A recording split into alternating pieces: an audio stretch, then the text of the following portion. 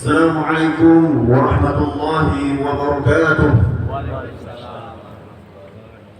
الله أكبر الله أكبر الله أكبر الله أكبر الله أكبر الله أكبر الله أكبر الله أكبر الله أكبر الله أكبر كبيرا والحمد لله كثيرا وسبحان الله بكرة وأصيلا.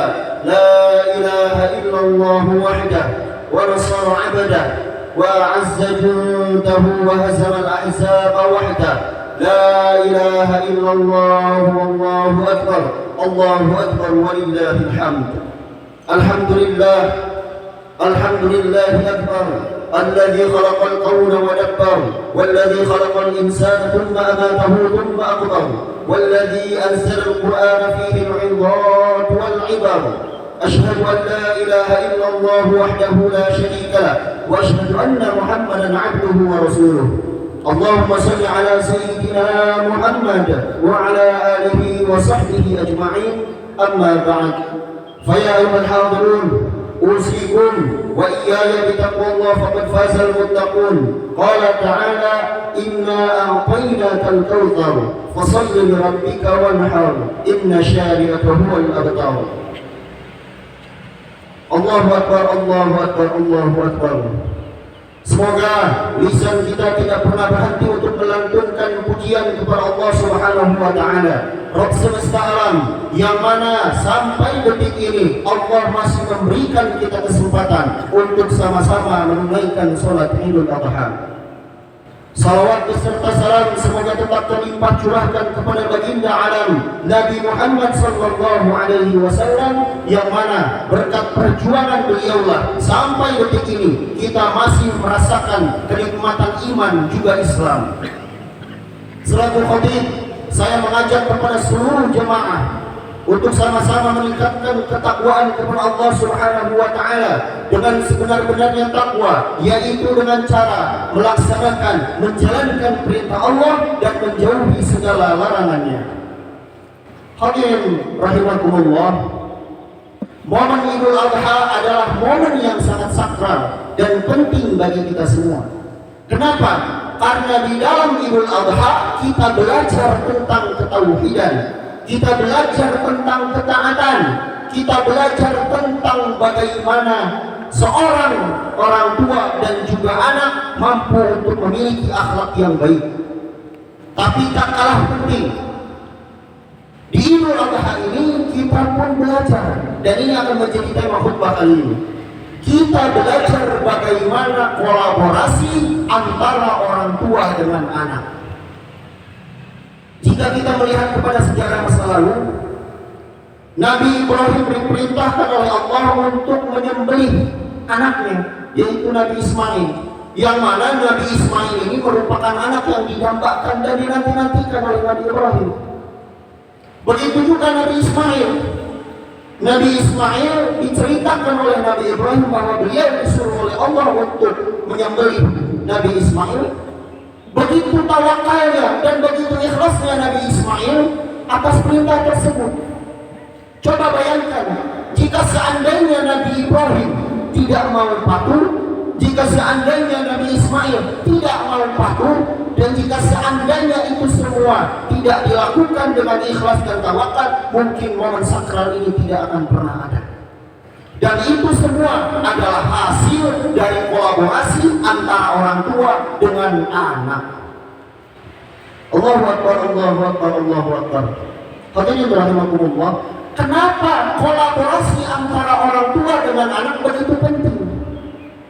Jawabannya adalah karena hari ini sudah mulai kita rasakan peradaban Islam semakin menurun. Lalu kenapa peradaban Islam bisa menurun? Jawabannya adalah 3 hal. Pertama, karena dirusaknya peran orang tua.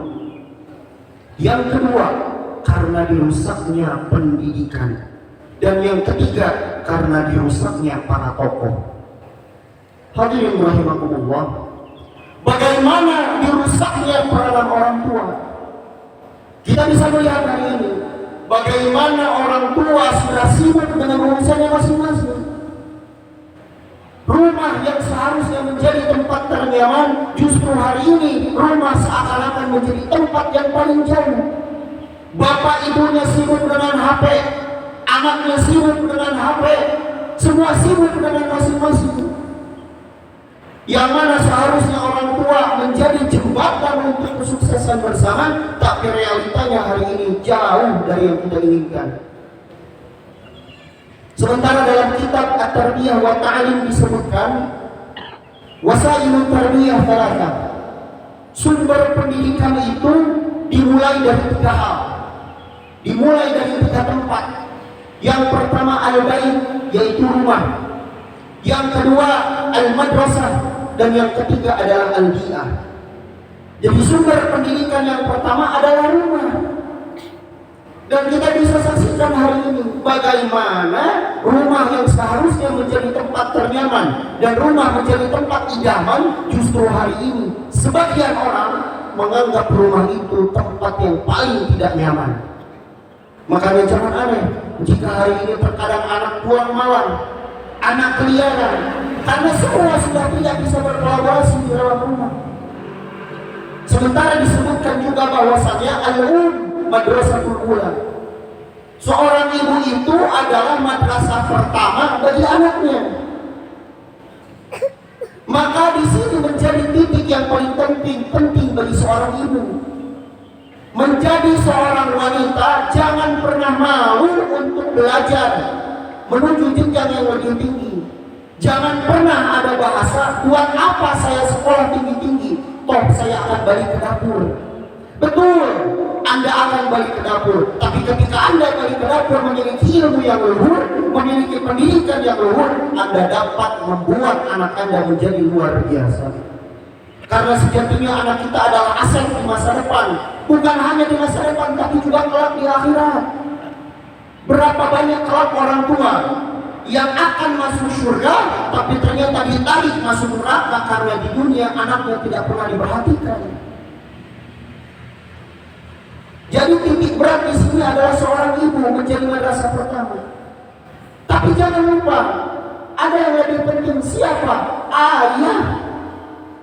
Ayah itu merupakan kepala sekolah dan pembuat kurikulum di sekolahnya, yaitu di rumahnya. Sekolah bagus, tapi kepala sekolah kurikulumnya jauh dari yang diinginkan. Bagaimana nasib sekolah tersebut? Bagaimana nasib kurikulum tersebut?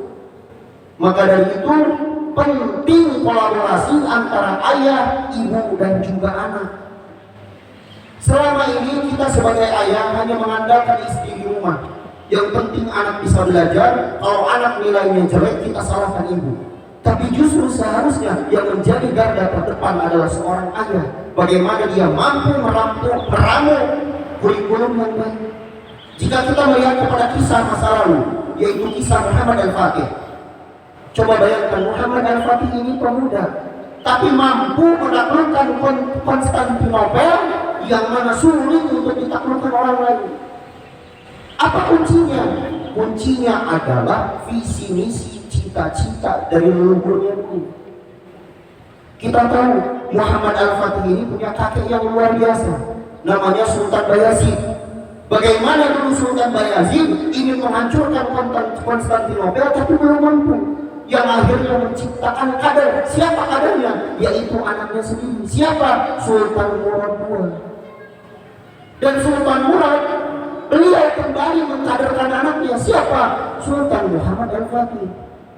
Bahkan Sultan Muhammad Al-Fatih usia 8 tahun sudah hafal Quran. Usia 10 tahun sudah hafal ribuan hadis, ratusan ribu hadis.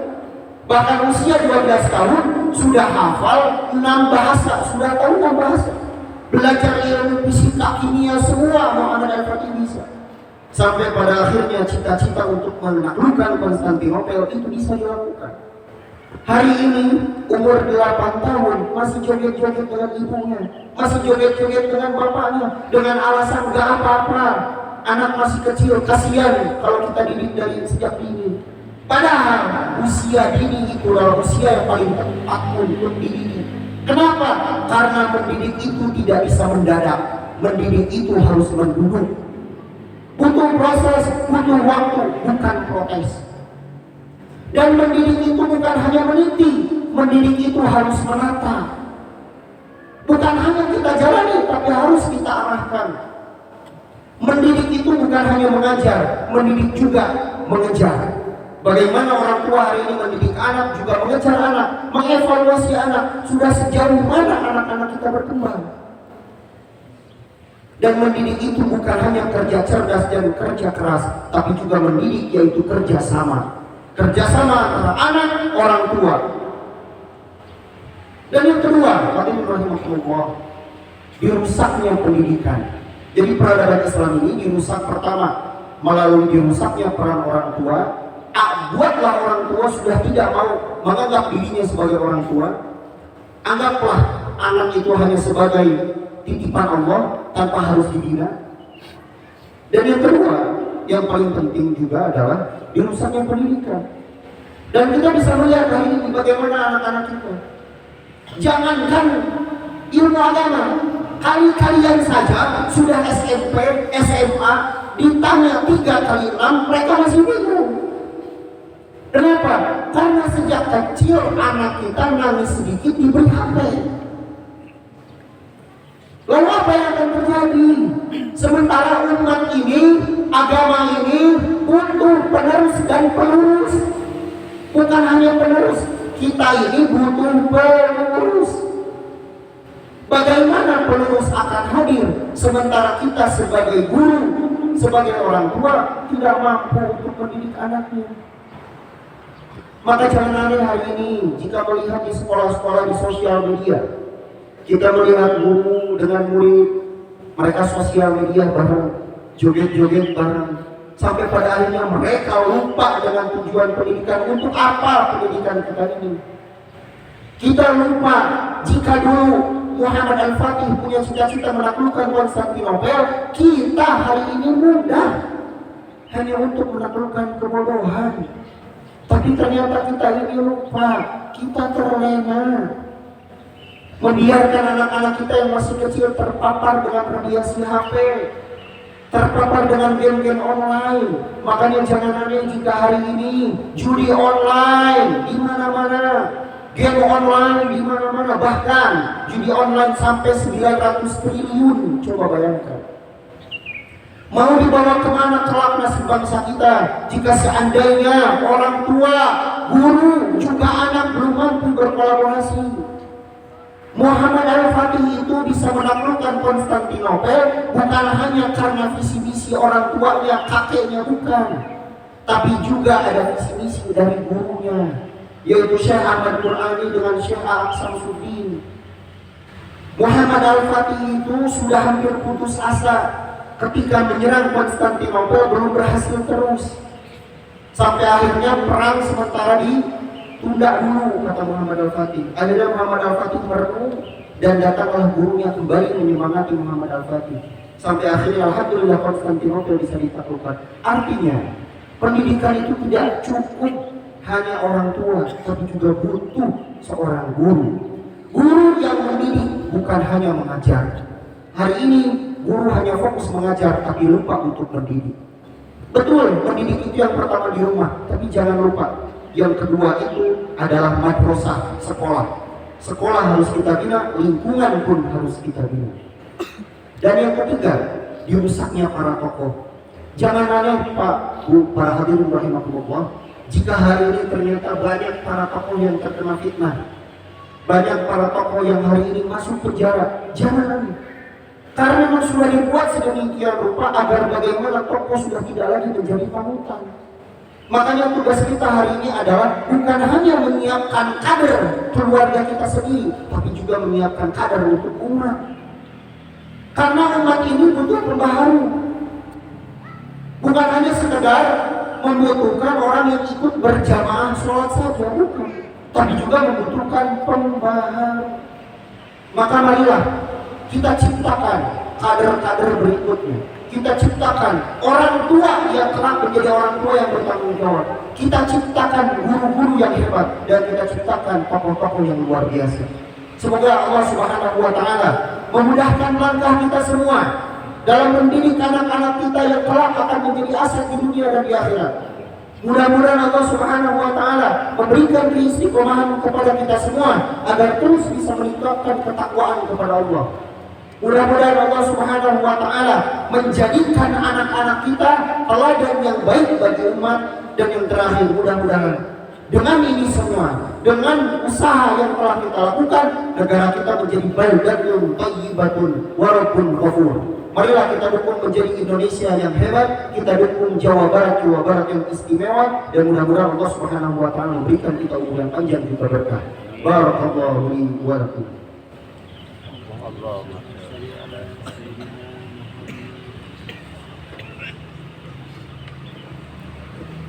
Allahu Akbar, Allahu Akbar, Allahu Akbar, Allahu Akbar, Allahu Akbar, Allahu Akbar, Allahu Akbar, walillahil hamd.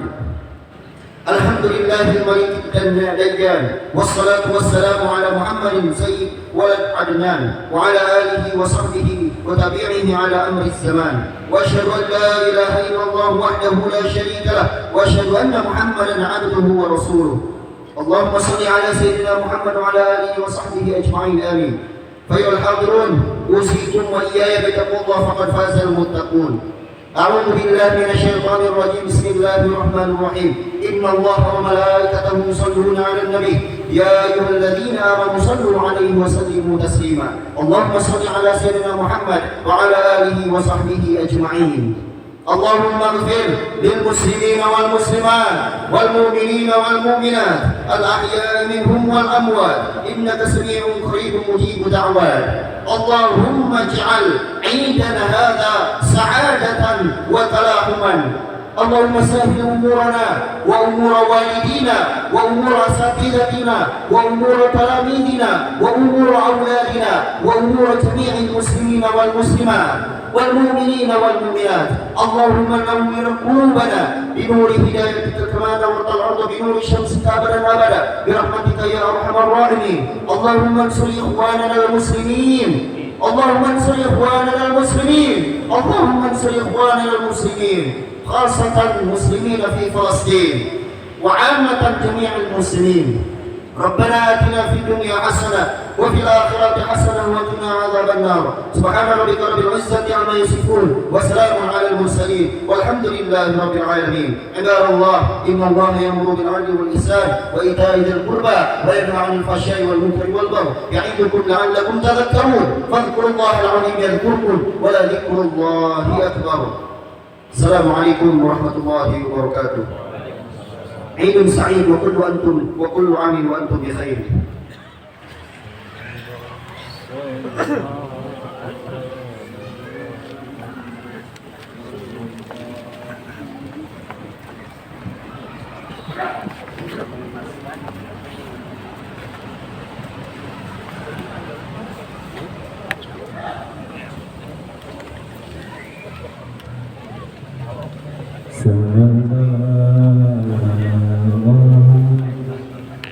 Allah